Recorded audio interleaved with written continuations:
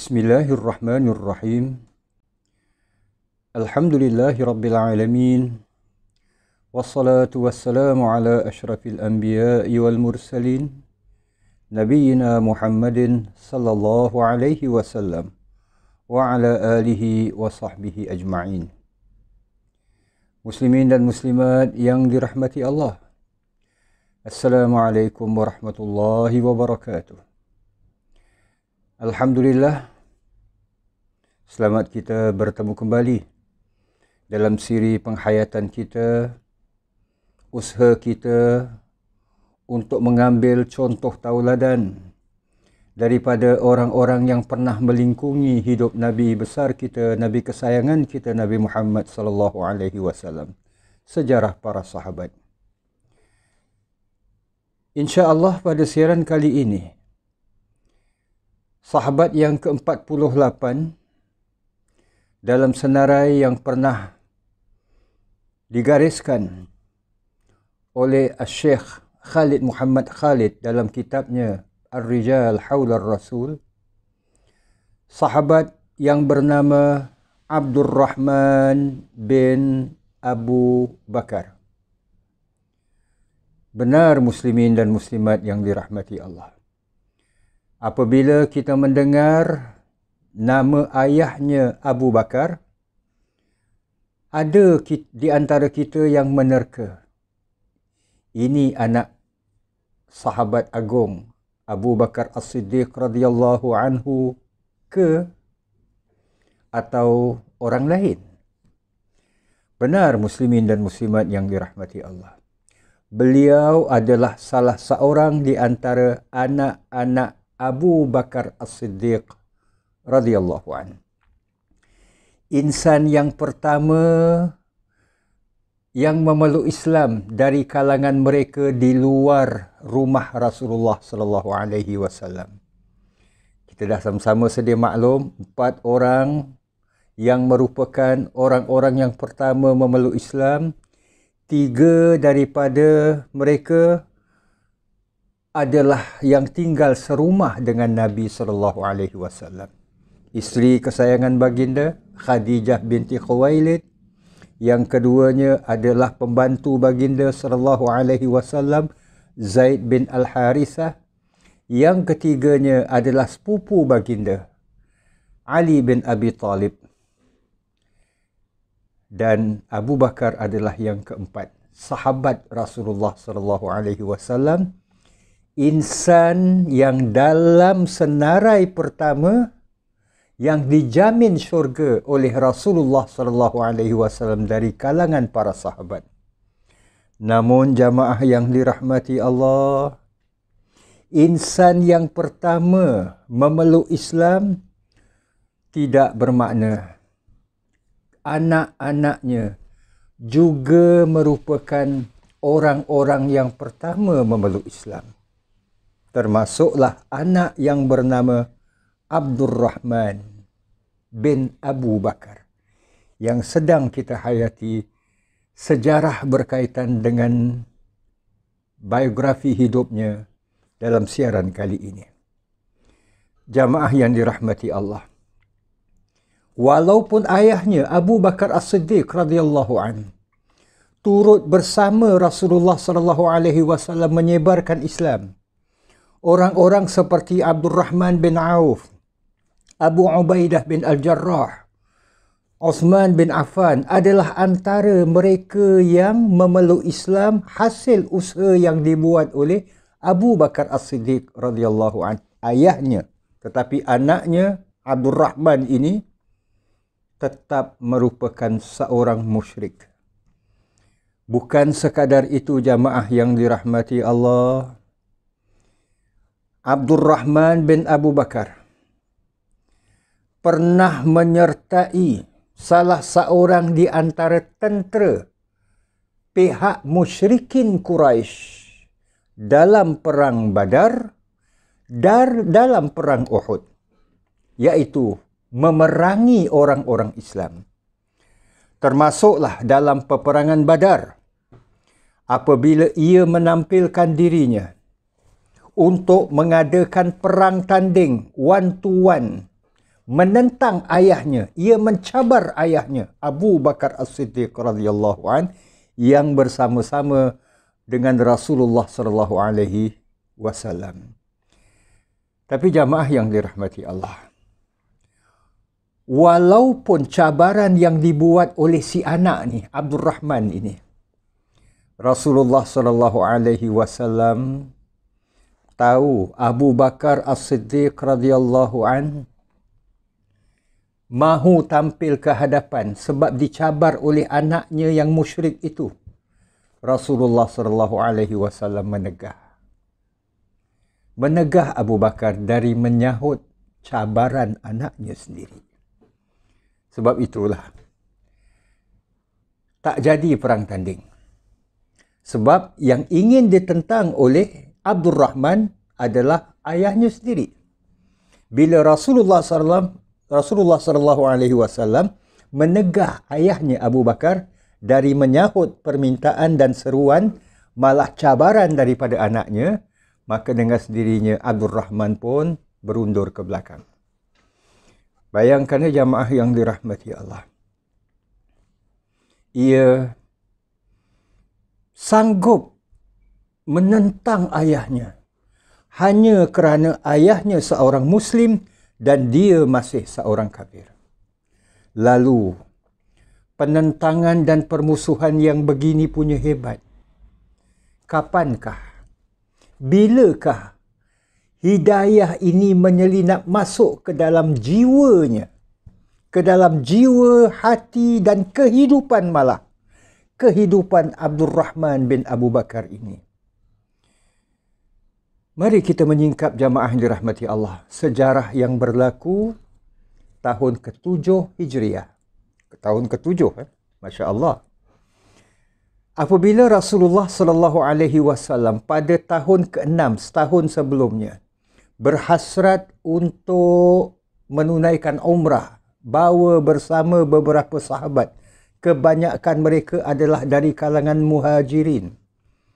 Tiba di Mekah untuk menunaikan umrah, tapi kali ini Nabi SAW ingin memasuki Mekah menerusi Hudaibiyah.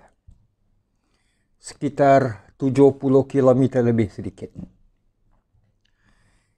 Orang-orang Mekah tak beri masuk, tak izinkan masuk. Maka ekoran daripada situ terjadilah apa yang dikenali sebagai Perjanjian Damai Al-Hudaibiyah. Salah satu di antara MOU, persetujuan ataupun perjanjian damai itu yang dicapai ada 6 perkara. Yang pertamanya adalah orang-orang Islam tak dibenarkan menunaikan umrah pada tahun itu, tahun ke-6 Hijriah.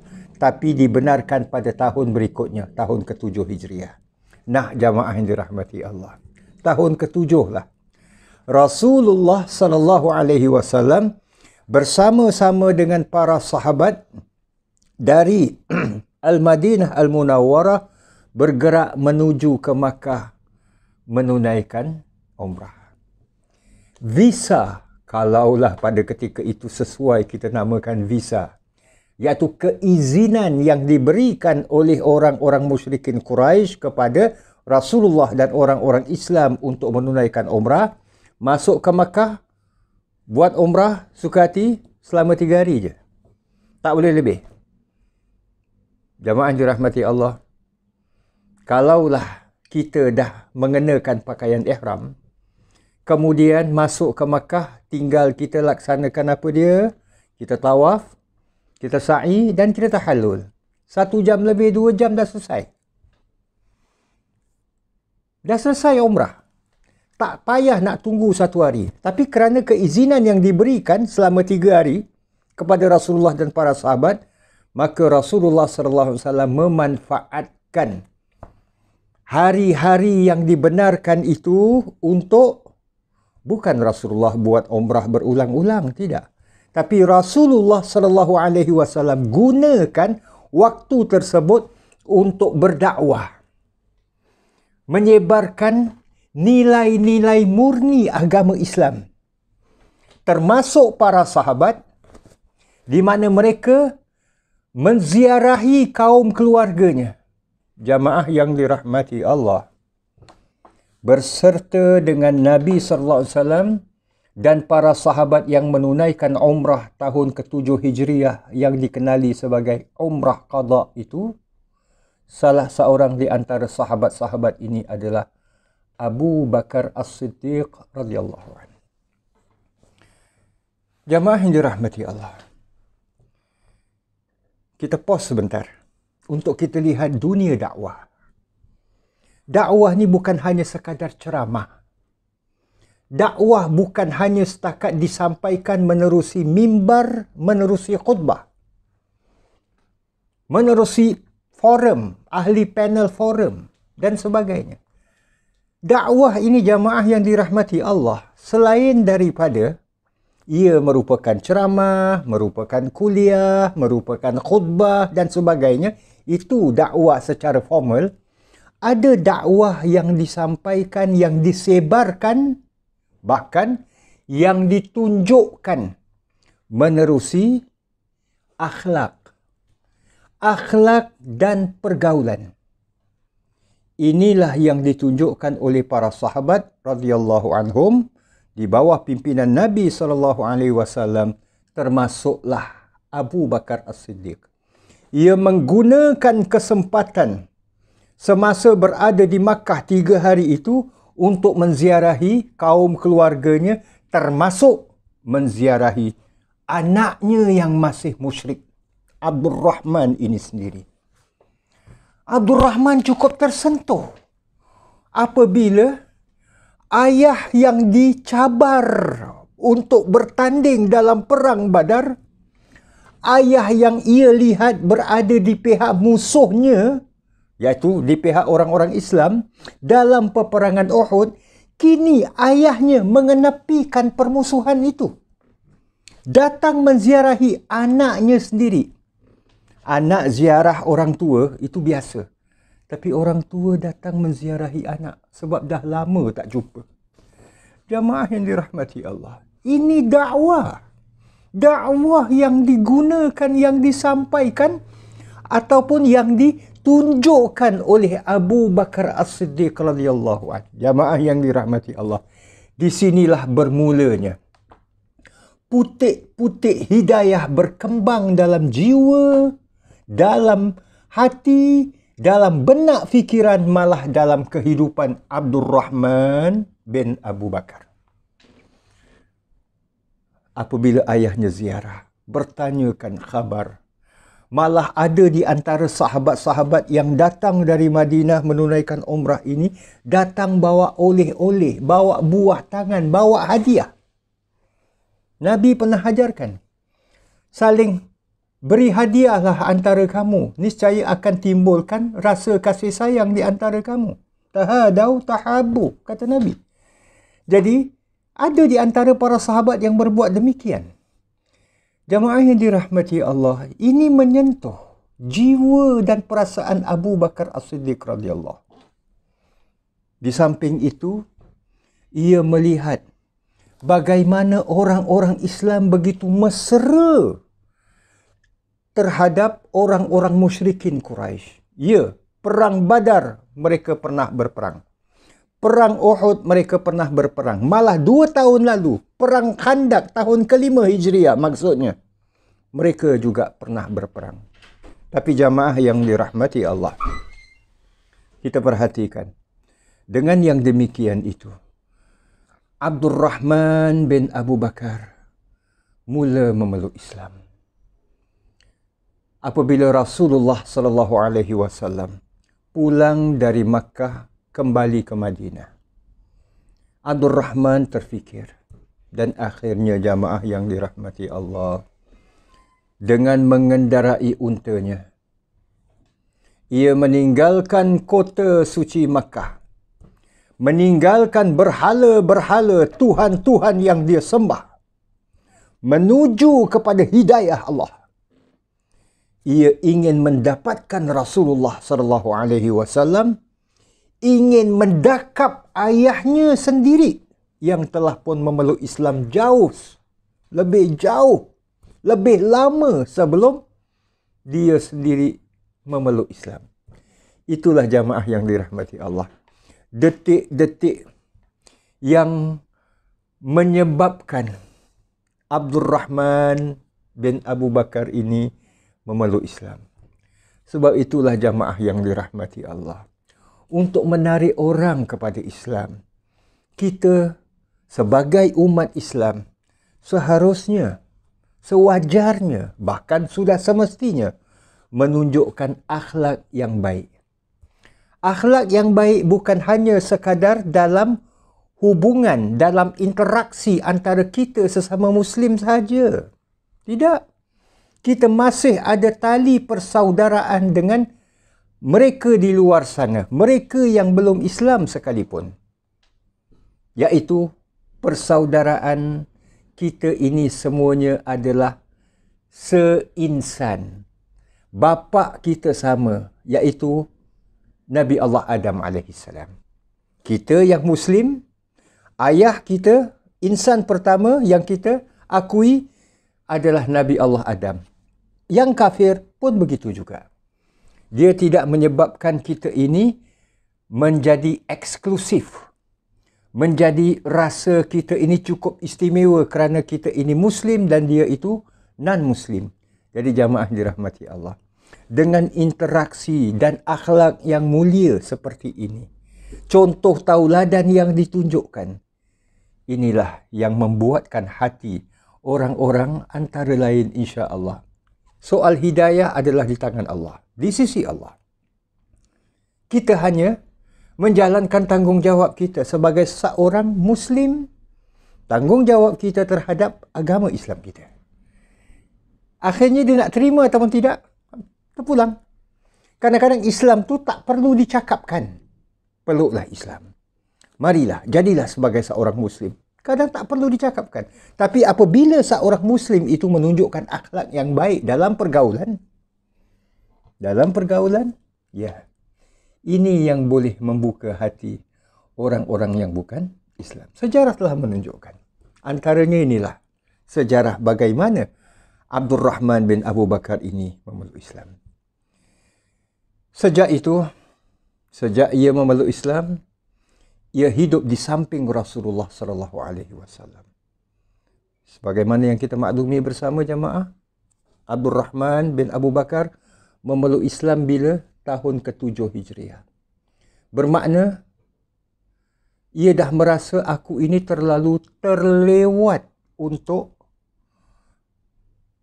menghayati agama. Tapi ini tidak bermakna ia berputus asa dan kecewa. Jamaah yang dirahmati Allah. Kadang-kadang kita berubah untuk menghayati ajaran Islam memang dalam usia kita yang agak terlewat. Tapi jamaah dirahmati Allah, bak kata pepatah Melayu, selagi hayat di kandung badan. Selagi kita masih berpijak di bumi Allah yang Allah pinjamkan kepada kita, selagi itulah kita boleh berusaha memperbaiki diri kita. Abdurrahman bin Abu Bakar, seakan-akan beliau mengejar apa yang tertinggal daripada ajaran-ajaran Rasulullah sallallahu alaihi wasallam. Beliau sering mendampingi Rasulullah sallallahu alaihi wasallam, sering mendengarkan ayat-ayat Al-Quran disampaikan, dan beliau ini merujuk kepada sahabat-sahabat termasuk ayahnya sendiri untuk mengejar kembali, catch up balik kata orang itulah, apa yang beliau tertinggal dalam ajaran-ajaran yang pernah disampaikan, diperkongsikan oleh Rasulullah sallallahu alaihi wasallam. So pelan-pelan beliau menghafaz Al-Quran, pelan-pelan beliau mengamalkan ajaran-ajaran Islam dan sebagainya. Tahun ke-7 Hijriah jamaah dirahmati Allah, pengharaman arak telah pun berlaku. Pengharaman riba telah pun berlaku. Maknanya hukum ni telah diturunkan. Beliau dengan pastinya meninggalkan minum arak. Meninggalkan pengamalan riba secara automatik. Sebab walaupun beliau memeluk Islam agak lewat, tapi tidak bermakna beliau menghayati Islam itu sambil lewa begitu saja. Tahun ke-7 bermakna beliau hanya bersama-sama dengan Rasulullah SAW sekitar 3 tahun saja. Tapi itu pun apabila Rasulullah SAW mengajak para ataupun menyiapkan bala tentera dalam peperangan Mu'tah, dalam peperangan Tabuk, beliau ikut serta dalam peperangan. Rasulullah SAW wafat. Abdurrahman bin Abu Bakar merasakan satu kehilangan yang besar. Insan yang ia sayangi di samping ayahnya. Jamaah yang dirahmati Allah. Meskipun ia merasakan kehilangan dengan wafatnya Rasulullah SAW, namun Abdurrahman sedar seperti mana yang pernah diajarkan oleh Rasulullah, yang pernah diajarkan dalam nilai-nilai Islam, bahawa yang tak akan hilang adalah Allah. Bak kata Abu Bakar kepada orang ramai di hari wafatnya Rasulullah, "Man kana ya'budu Muhammadan," barang siapa yang menyembah Muhammad, fa inna Muhammadan qad mat, maka sesungguhnya Muhammad itu telah wafat. Wa man kana ya'budullah, barang siapa yang menyembah Allah, fa innallah hayyun la yamut, sesungguhnya Allah itu hidup kekal dan tidak pernah akan mati. Jadi walaupun Abdurrahman merasakan kehilangan, namun ia tahu bahawa ia tak akan pernah kehilangan Allah dalam hidupnya. Maka sebab itulah apabila Abu Bakar As-Siddiq radhiyallahu an, ayahnya, terpilih untuk menjadi khalifah pengganti Rasulullah sallallahu alaihi wasallam, Abu Bakar menyediakan satu pasukan tentera yang ditugaskan untuk memerangi orang-orang yang mendakwa ataupun yang menjadi murtad, termasuk pemimpin mereka Musailamah Al-Kazzab yang mengaku dirinya sebagai nabi. Dalam satu peperangan yang begitu besar yang dikenali dengan peperangan Yamamah, maka Abdurrahman merupakan salah seorang di antara prajurit ataupun tentera yang melibatkan diri dalam pasukan tentera itu. Bergerak mereka menuju ke Yamamah, mengadakan peperangan. Kita sedia maklum jamaah dirahmati Allah, peperangan Yamamah menyaksikan ramai sahabat-sahabat yang hafaz Quran, mereka gugur syahid. Sebagai menunjukkan bahawa peperangan ini begitu sengit sekali. Ramai tentera Islam gugur syahid. Maka Abdurrahman bin Abu Bakar menggunakan akal fikiran. Apakah cara untuk tentera Islam ini mencapai kemenangan? Lalu beliau mendapati dalang di sebalik kemenangan tentera ataupun orang-orang murtad ini, selain daripada Musailamah Al-Kazzab ketuanya, seorang lelaki dalangnya adalah merupakan seorang lelaki yang bernama Mahkam bin Tufail. Mahkam bin Tufail. Mahkam bin Tufail ini adalah mastermind, perencana utama yang merancangkan strategi peperangan bagaimana nak bertahan dan menyerang balik tentera Islam. Jadi jamaah dirahmati Allah, Abdurrahman menyedari besarnya peranan yang dimainkan oleh Mahkam bin Tufail ini, lalu ia berusaha untuk membunuh Mahkam bin Tufail. Akhirnya, Mahkam bin Tufail mati dibunuh dengan begitu hina oleh Abdul Rahman bin Abu Bakar ini. Dengan matinya mastermind ataupun perencana utama peperangan Yamamah ini, akhirnya pihak musuh dapat dikalahkan.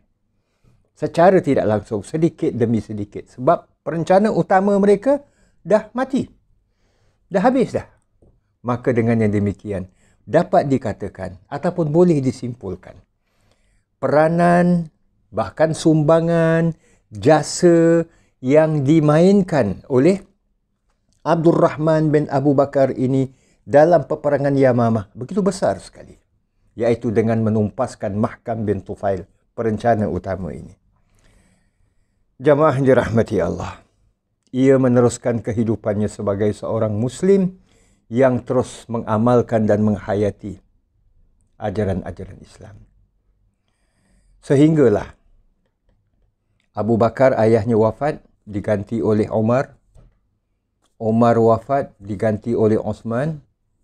Osman juga wafat, diganti oleh Ali bin Abi Talib radhiyallahu anhu.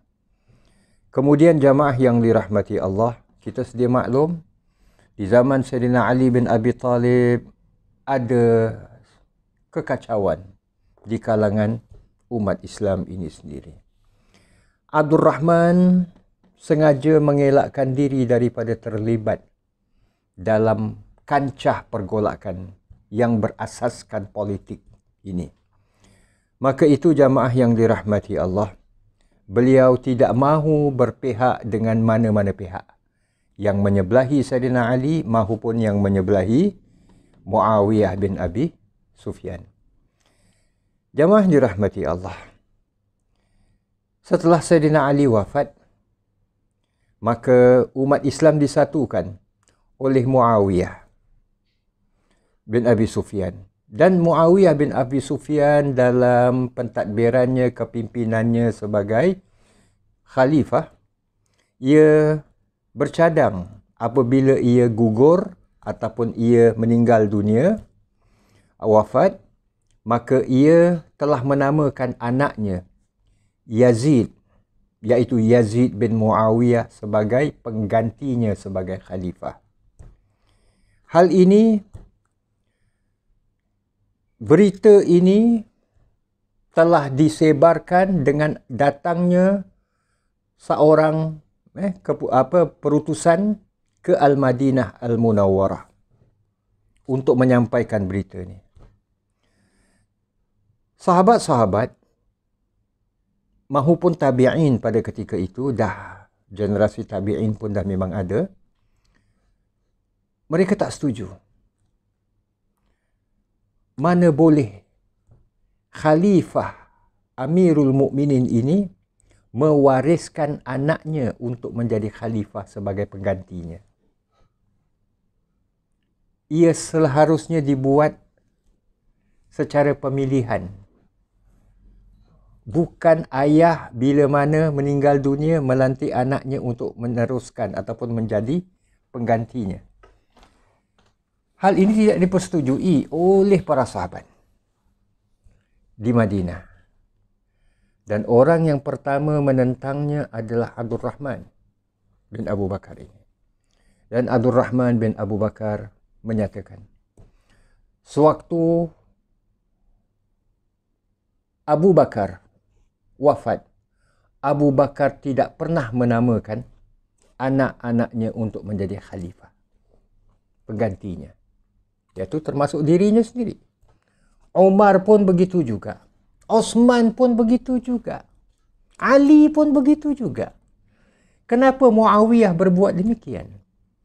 Maka jamaah dirahmati Allah, timbul sedikit pergeseran dengan kelantangan Abdul Rahman ini.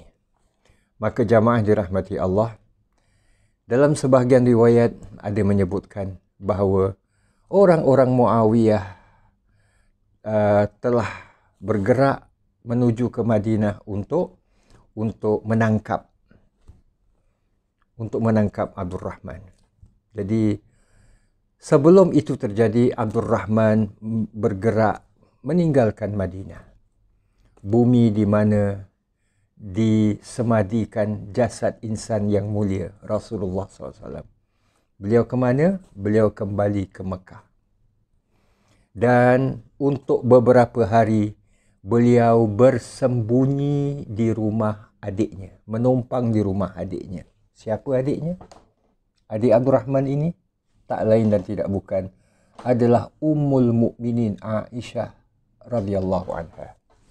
Aisyah punya rumah di Makkah, iaitu rumah Abdul Rahman sendiri. Lalu rumah Abu Bakar sendiri. Lalu Abdul Rahman ini menumpang di rumah Aisyah, dan tak lama selepas itu beliau mula jatuh sakit. Beliau tinggal sendirian, jauh daripada orang ramai, yang mana akhirnya beliau diberitakan tidak lama selepas itu beliau wafat.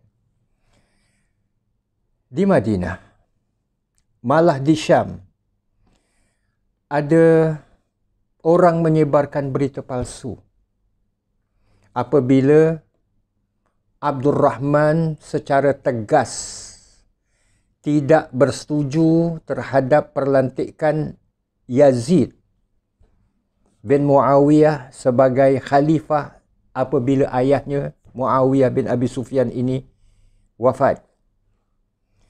Ada orang menyebarkan fitnah, iaitu dengan mengatakan, jamaah boleh merujuknya, ayat 17 surah Al-Ahqaf. Ayat ini, kata mereka, riwayat tersebut menyatakan turun berkenaan dengan Abdul Rahman bin Abu Bakar ketika ia belum masuk Islam. Jamaah rujuk surah Al-Ahqaf ayat 17. Fitnah mengatakan ayat ini turun berkenaan dengan penderhakaan seorang anak kepada ayahnya, iaitu derhakanya Abdul Rahman kepada ayahnya, iaitu Abu Bakar As-Siddiq radhiyallahu anhu. Imam besar, penafsir ulung, Al-Imam Ibnu Katsir rahimahullah menafikan sekeras-kerasnya yang ayat ini berdasarkan riwayat para sahabat menyatakan riwayat ini tidak merupakan riwayat yang palsu, tidak sahih sama sekali, perlu ditolak. Ayat ini, ayat 17 surah Al-Ahqaf ini adalah ayat secara umum, tidak berkenaan dengan Abdul Rahman yang pada ayat ini menunjukkan seakan-akan penderhakaan seorang anak kepada ayahnya, derhaka seorang anak kepada ayahnya. Jadi ayat ini bukan berkaitan dengan Abdul Rahman bin Abu Bakar. Itu hanyalah merupakan tuduhan ataupun fitnah liar yang dilemparkan. Walaupun pada ketika itu Abdul Rahman bin Abu Bakar telah berpulang ke rahmatullah, rahimahullah wa radhiyallahu an. Semoga Allah meridai. Kita dapati bahawa walaupun sejarah hidup Abdul Rahman bin Abu Bakar hanya berada di samping Rasulullah sebagai seorang Muslim ini sekitar 3 tahun, namun beliau telah mengamalkan Islam dengan sebaik-baiknya. Lambatnya beliau mendapat kesedaran bukan bermakna telah terputusnya beliau dalam mengusahakan sesuatu yang baik dalam hidupnya. Semoga Allah meridainya. Kita berhenti di sini dulu jamaah. Itulah sekelumit daripada sejarah hidup Abdul Rahman bin Abu Bakar radhiyallahu anhuma.